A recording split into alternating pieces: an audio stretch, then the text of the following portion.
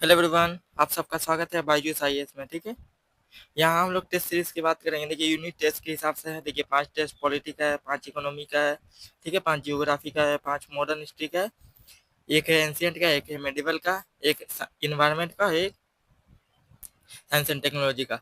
ये टेस्ट पूरा कंप्लीट कर लीजिएगा, लगभग आपका 90% लेवल जो होगा वो कंप्लीट हो जाएगा। मैं क्वेश्चन दिखाऊंगा, क्वेश्चन का लेवल बहुत बहुत ही अच्छा है।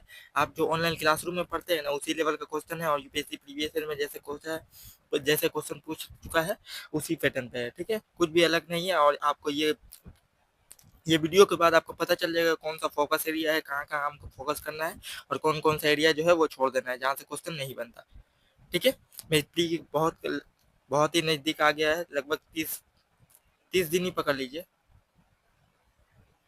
30 दिन ही बचा बचा हुआ है। ठीक है, देखिए, पॉलिटी का 1 है, पॉलिटी 1, 2, 3, 4, और एक गवर्नेंस का है। ठीक है, जियोग्राफी का 1 है, 2 है, उसके नीचे है 5 है। ठीक है, मैं दिखा दे रहा हूँ। देखिए, जियोग्राफी का देखिए यहाँ तक 5 है। ठीक है, 2, 3, 4, 5। ठीक है, उसके बाद देखिए इकोनॉमी का 1 है, 2 है, इकोनॉमी का भी 5 है। हर टेस्ट में 15 क्वेश्चन होते हैं। ठीक है, टोटल 15×5 = 75। ठीक है, 75 क्वेश्चन हर सब्जेक्ट का रहेगा। यहाँ पे 4 कोर सब्जेक्ट जो है उसका 75% क्वेश्चन। ये यूनिट टेस्ट है। ठीक है, ये यूनिट टेस्ट है। यूनिट टेस्ट सॉल्व करवाने के बाद मैं टेस्ट सीरीज सॉल्व करवाऊंगा। देखिएगा, ये सब क्वेश्चन भी टेस्ट सीरीज में रहेगा, लेकिन कुछ अलग क्वेश्चन भी रहेगा। वो क्वेश्चन टेस्ट सीरीज के हिसाब से रहेगा। ठीक है, देखिए, मैं पहला क्वेश्चन दिखा देता हूँ पॉलिटी का। देखिए, यहाँ पे ऑब्जेक्टिव और सब्जेक्टिव दोनों टेस्ट है। ठीक है, ये बायजूस एप्लीकेशन ही में ही मैं खोल के बैठा हूँ। ठीक है, देखिए, पहला क्वेश्चन देखिए, डिक्लेरेशन ऑफ बीइंग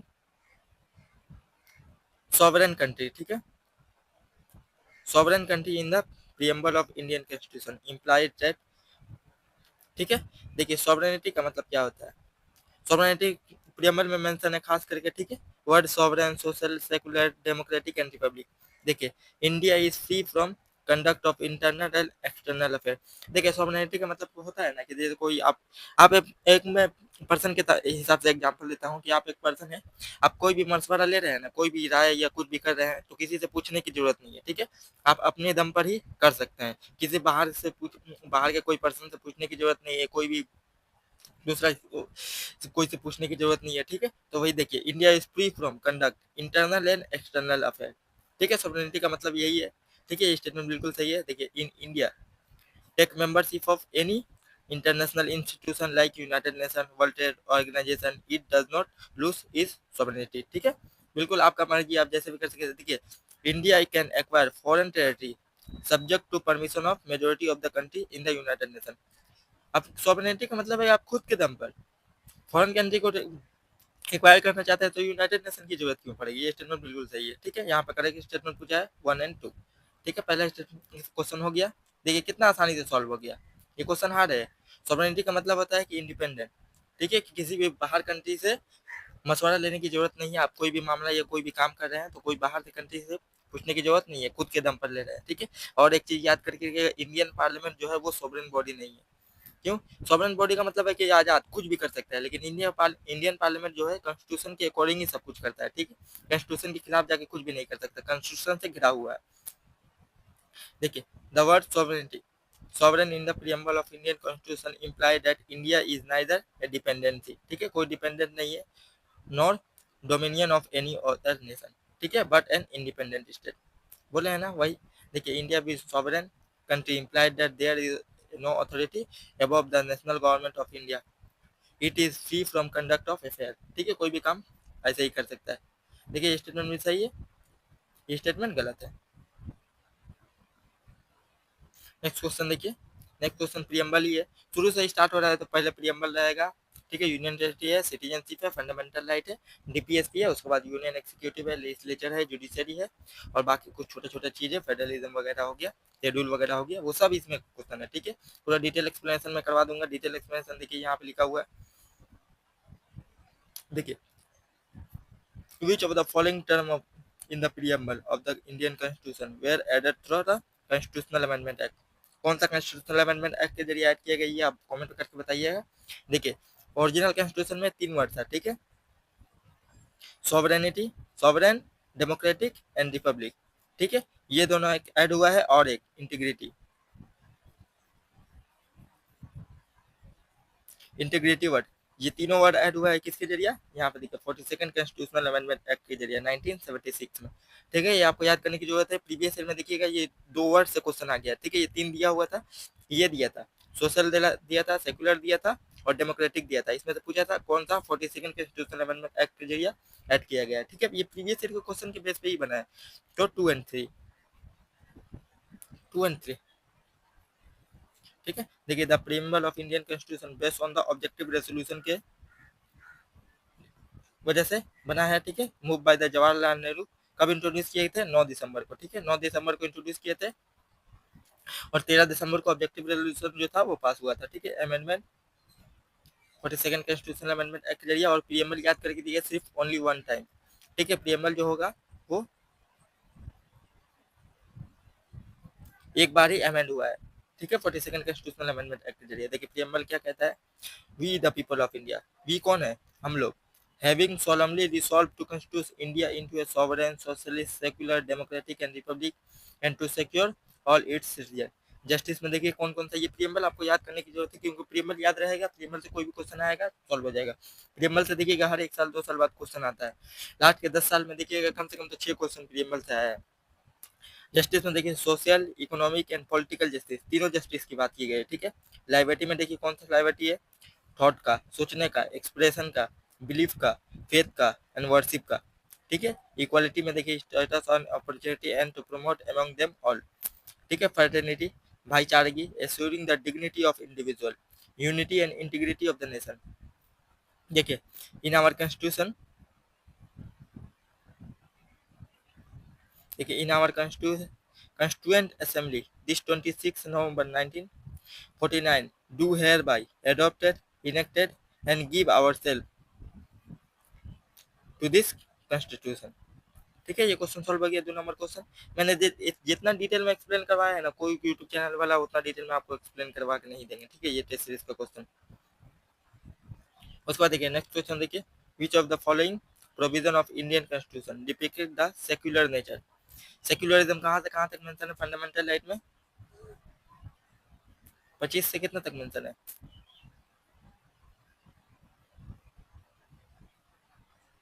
यहाँ पे देखिए, यहाँ पे लिखा हुआ 25 से 28 तक।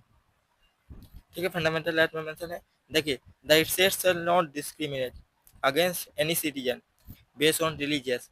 ठीक है, ये कौन सा आर्टिकल में है, 25 से 28 तक। ठीक है, the state shall not discriminate, ये इंडिया का सेक्युलरिज्म जो है ना, वो स्टेट जो है कोई भी रिलीजियस को अपना रिलीजियस नहीं करेगा, लेकिन सब रिलीजियस के मामले में बीच में टांग अड़ाएगा। टांग अड़ाएगा मतलब उसको प्रोटेक्ट करने के लिए। ठीक है, उसको नीचा दिखाने के लिए नहीं। और स्टेट का कोई भी स्पेसिफिक रिलीजियस नहीं है। ठीक है, स्टेट का देखिए the state shall not deny any person equality before law और इक्वल प्रोटेक्शन ऑफ लॉ, ये भी सेक्युलरिज्म का पार्ट है।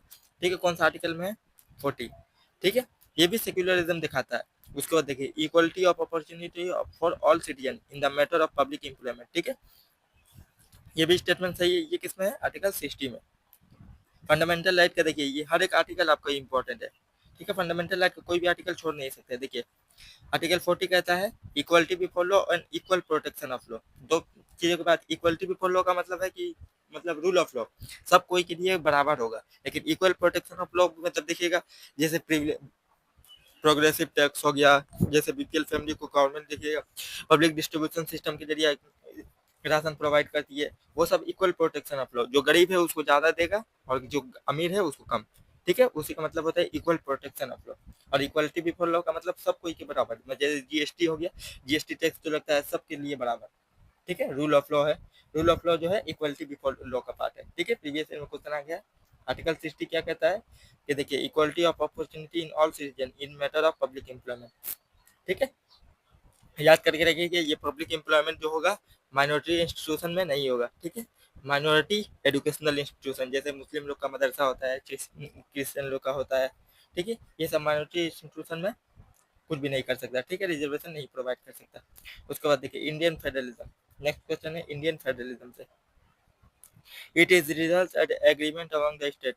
ठीक, इंडिया का फेडरलिज्म जो है वो स्टेट के एग्रीमेंट से आया है, बिल्कुल भी नहीं है। ठीक है, ये वाला कहाँ है? यूएस में, ठीक है। यूएसए में जो यूएस का सेंटर है वो स्टेट के एग्रीमेंट से बना है, ठीक है, लेकिन इंडिया का नहीं। देखिए, India state has neither to right to secede from the federalism, ठीक है। ये स्टेटमेंट बिल्कुल सही है। इंडिया का स्टेट जो है वो सेंटर से टूट नहीं सकता, ठीक है। फेडरलिज्म का मतलब क्या होता है जानते हैं? फेडरेशन का मतलब होता है डिस्ट्रीब्यूशन ऑफ पावर। देखिए, there was a some debate on the constituent assembly of the naming India as a union of state over the federation of state, ठीक है। इंडिया यूनियन ऑफ स्टेट है, federation of state नहीं है। Federation of state कौन है? USA है। देखिए यहाँ पे लिखा होगा, देखिए, union all the constitution federal in structure. The Indian federalism is not a resulted in the agreement among the state like American federalism, ठीक है। फेडरेशन जो है, अमेरिकन फेडरेशन जो है वो स्टेट के स्टेट से मिलकर बना है, लेकिन इंडिया में ऐसा कुछ नहीं है, ठीक है। State has no right to secede from the Indian federation. secede मतलब होता है टूटना, ठीक है, टूट नहीं सकता। 15 क्वेश्चन है, 15 का 15 पूरा क्वेश्चन देखेंगे। देखिए यहाँ पे पूछा है next question, which of the following fundamental right given in the constitution are not available to the aliens, ठीक है। एलियंस को नहीं दिया गया है, कौन सा आर्टिकल है जो सिर्फ सिटीजन को है, ठीक है।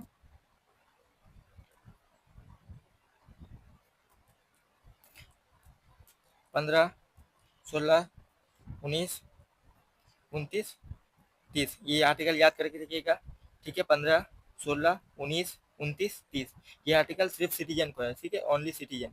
बाकी जो आर्टिकल आर्टिकल है 13 है, 14 है, ठीक है, 17 है, अनटचेबिलिटी वाला 18 है, 20 है, 21 है, 22 है, फिर 22 से लेकर 28 तक जितना भी है, ये सब सिटीजन और एलियंस मतलब दूसरे कंट्री के जो लोग आते हैं उस सब के लिए अवेलेबल है। लेकिन ये जो आर्टिकल है वो सिर्फ सिटीजन के लिए अवेलेबल है, ठीक है। सिर्फ इंडियन सिटीजन जो है वो इस आर्टिकल को फॉलो कर सकता है, ठीक है। फंडामेंटल राइट है। देखिए, सिटीजन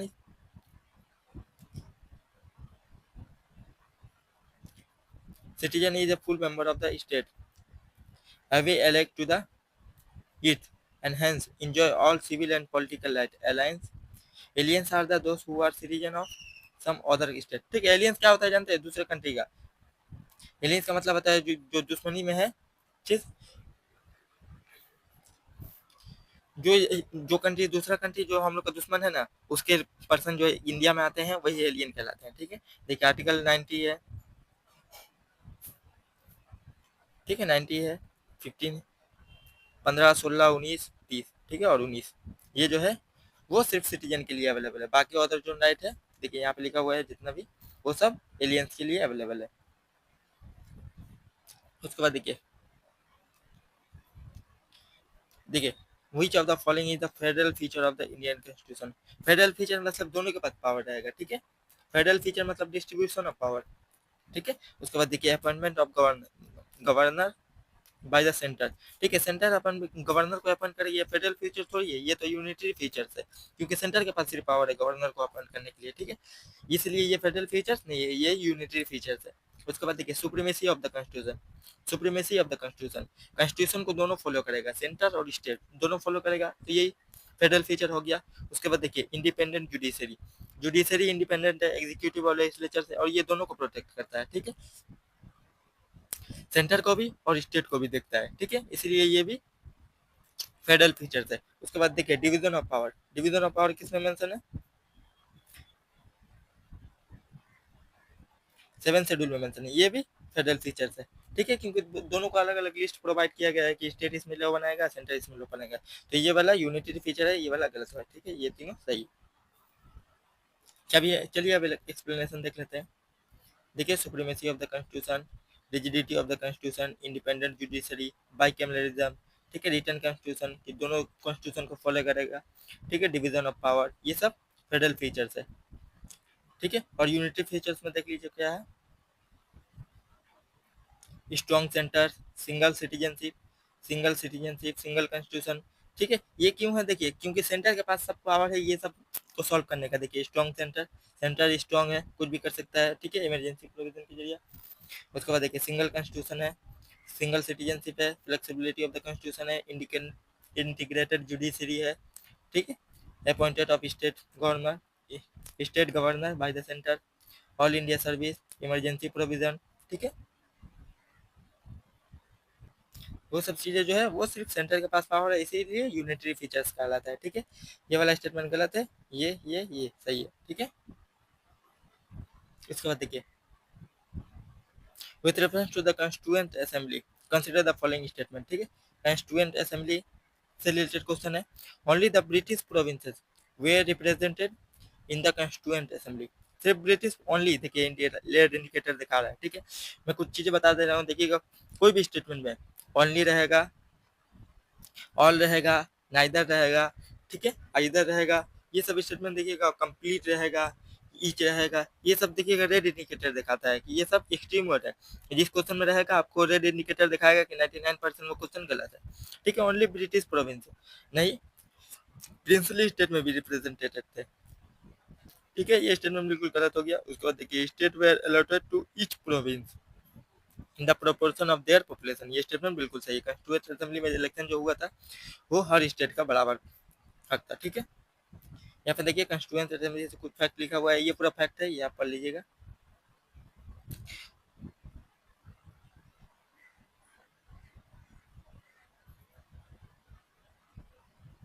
ईच प्रोविंस, ठीक है, princely state and princely state, यहाँ पे लिखा हुआ है, देखिए ईच प्रोविंस, प्रिंसली स्टेट और द ब्रिटिश प्रोविंसेस।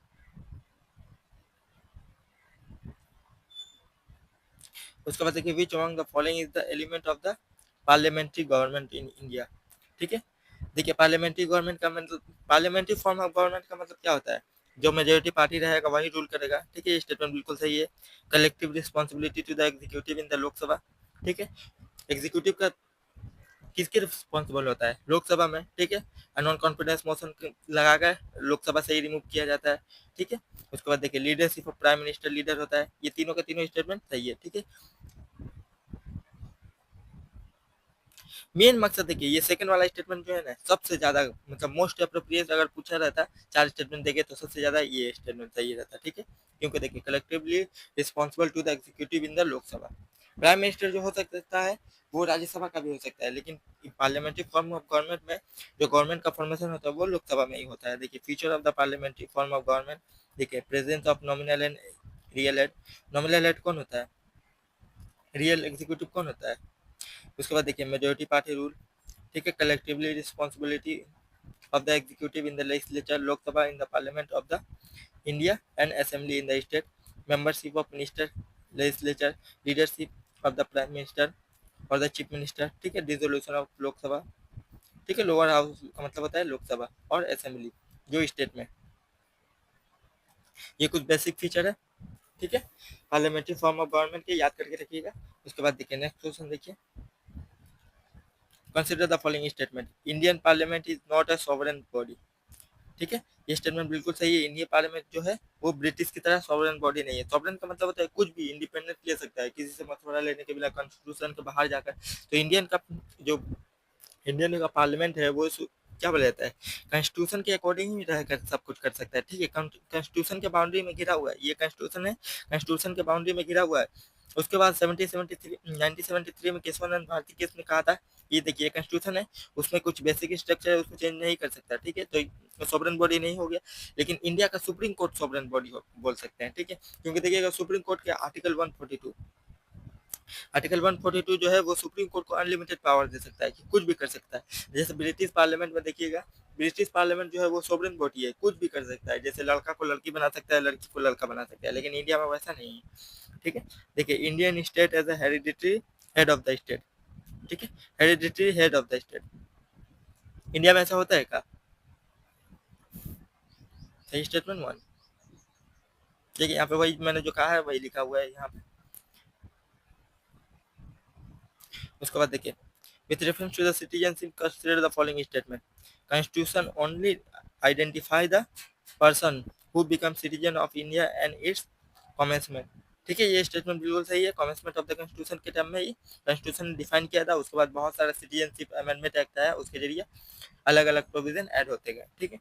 देखिए, if a citizen of India voluntary acquire the citizenship of any foreign state, ठीक है, he shall will be lose Indian citizen, ठीक है।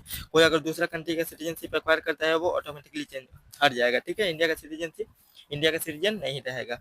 ये स्टेटमेंट भी बिल्कुल सही है। उसके बाद देखिए, India does not have the any provision related to the commonwealth citizenship, ये भी स्टेटमेंट बिल्कुल सही है। कॉमनवेल्थ सिटीजनशिप का इंडिया में प्रोविजन, इंडियन कॉन्स्टिट्यूशन में कोई भी प्रोविजन नहीं है।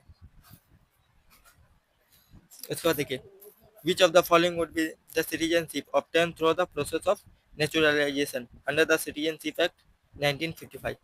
देखिए, application of the citizenship by a person who has adequate knowledge of language of the specific specified in the 8th schedule of the Indian Constitution, ये एक प्रोविजन है, ठीक है, सिटीजनशिप पाने के लिए। देखिए, application of citizenship by a person of the full age and the capacity whose parents are registered in the as Indian citizenship, ये स्टेटमेंट गलत है, ये गवर्नमेंट के ऑर्डर से होता है, ठीक है। देखिए, a person residing in the foreign territory acquired by the Indian government becoming the citizenship of India, यहाँ पे देखिए नेचुरलाइजेशन के जरिए बोला है, ठीक है। ये गवर्नमेंट के, ये दोनों जो होगा गवर्नमेंट के ऑर्डर से होगा, ठीक, गवर्नमेंट के ऑर्डर से होगा, ये वाला सही है, ठीक है। तो ओनली वन, ये सिटीजनशिप उतना इंपॉर्टेंट नहीं है। मैं बोलूंगा सिटीजनशिप चैप्टर आप छोड़ भी दीजिएगा ना, तो देखिएगा लास्ट के 10 साल में एक क्वेश्चन आया है, ठीक है। लास्ट के 10 साल में एक क्वेश्चन आया है, वो ज्यादा इंपॉर्टेंट नहीं है। फंडामेंटल राइट पढ़ने की जरूरत है, फंडामेंटल राइट पढ़ने की जरूरत है, प्रियम्बल जो पढ़ने की जरूरत है, जहां से ज्यादा क्वेश्चन बन रहा है मैं वहीं से पढ़ा रहा हूँ, ठीक है। सिटीजनशिप इतना जो क्वेश्चन सॉल्व करवा दिया हूँ इतना काफी है, इससे बाहर से क्वेश्चन नहीं बनेगा, ठीक है। उसके बाद देखिए, which of the following is a part of the territory of India as per the Indian constitution. Territory of India का मतलब क्या होता है? देखिए, टेरिटरी ऑफ द स्टेट, ठीक है, union territory spike in the first schedule, ठीक है, specified in the first schedule. Territory of India जो है वो यूनियन ऑफ इंडिया से ज्यादा बड़ा है, ठीक है। टेरिटरी का मतलब होता है, देखिए, इंडिया का यूनियन भी है, स्टेट भी है और यूनियन टेरिटरी भी है। और सिर्फ यूनियन का मतलब होता है यूनियन, ठीक है, यूनियन और उसके स्टेट। और टेरिटरी का मतलब होता है उसमें यूनियन टेरिटरी सब आ जाएगा। देखिए, देखिए, territory acquired by the Indian government, ठीक है, ये तीनों का तीनों स्टेटमेंट बिल्कुल सही है। टेरिटरी का मतलब होता है सब कुछ, यूनियन, स्टेट और यूनियन टेरिटरी जो भी फ्यूचर में एक्वायर किया जाएगा वो भी। देखिए, article 1 to 4 part 1 of the constitution deal with the union and its territory। according to the article 1, the territory of India can be classified into 3 categories, ठीक है। territory of state, union territory is specified in the first schedule, such other territory may be acquired, ठीक है, ये वाला statement. उसके बाद देखिए, which of the following can be performed by the Parliament of India under the Article 3 of the Indian Constitution, ठीक है। Article 3 के अकॉर्डिंग क्या कर सकता है? कोई भी, देखिए, इंक्रीज कर सकता है, डिक्रीज कर सकता है और अल्टर कर सकता है। इंक्रीज, डिक्रीज और अल्टर। देखिए, यहाँ पे इंक्रीज लिखा हुआ है, ठीक है, अल्टर लिखा हुआ है, ठीक है, फॉर्म ए न्यू स्टेट, ठीक है, admit into union territory of India new state, union of India new state का ऐड करने के लिए आर्टिकल 3 नहीं लगेगा, ठीक है। 368 नया स्टेट को ऐड करने के लिए, ठीक है, यहाँ पे लिखा हुआ है, देखिए, नहीं, यहाँ पे आर्टिकल 2 के अकॉर्डिंग, ठीक है, to related to the admission और एस्टेब्लिशमेंट ऑफ न्यू स्टेट। 3 के अकॉर्डिंग देखिए ये 3 होगा, 1 2 3, और इस्टेब्लिश करने के लिए आर्टिकल ये 2, आर्टिकल 2 के अकॉर्डिंग। उसके बाद देखिए 14 नंबर, इसके बाद लास्ट क्वेश्चन है, यहाँ पे 15 क्वेश्चन ही है टोटल। उसके बाद देखिए, consider the following statement, the constitution declare that the law made under article 2 and 3 are not to be considered as the amendment to the constitution under article 368, ठीक है। ये स्टेटमेंट बिल्कुल सही है। अगर 2 और 3 के अकॉर्डिंग कोई भी लॉ पास होगा ना, बाई लॉ, तो वो कॉन्स्टिट्यूशन अमेंडमेंट में नहीं ऐड होगा, ठीक है। कॉन्स्टिट्यूशन अमेंडमेंट होने के लिए क्या जरूरी है? स्पेशल मेजोरिटी, ठीक है, स्पेशल मेजोरिटी। और ये किसके जरिए होता है? बाई लॉ, ये बाई लॉ के जरिए होता है। बाई लॉ मतलब सिंपल मेजोरिटी, ठीक है, सिंपल मेजोरिटी के जरिए होता है। आर्टिकल 368 के जरिए क्या होता है? स्पेशल मेजोरिटी की जरूरत पड़ती है, यहाँ पे सिंपल मेजोरिटी। तो कॉन्स्टिट्यूशन अमेंडमेंट में कैसे आएगा? देखिए, article 3 of the Indian constitution empower the parliament to cede the territory of India. Cede मतलब होता है हट जाना, ठीक है, कोई स्टेट है तो उसको टेरिटरी जो हट जाना ऑटोमेटिकली, ये नहीं होगा, ठीक। आर्टिकल 3 के अकॉर्डिंग नहीं होगा, आर्टिकल 368 तब उसमें लगाना पड़ेगा। ये लास्ट क्वेश्चन है, देखिए consider the following statement with reference to the preamble of Indian constitution. देखिए preamble of Indian constitution is based on the objective resolution, थोड़ा देर पहले हम लोग पढ़े हैं, adopted by the constituent assembly. ठीक है, ये स्टेटमेंट बिल्कुल सही है।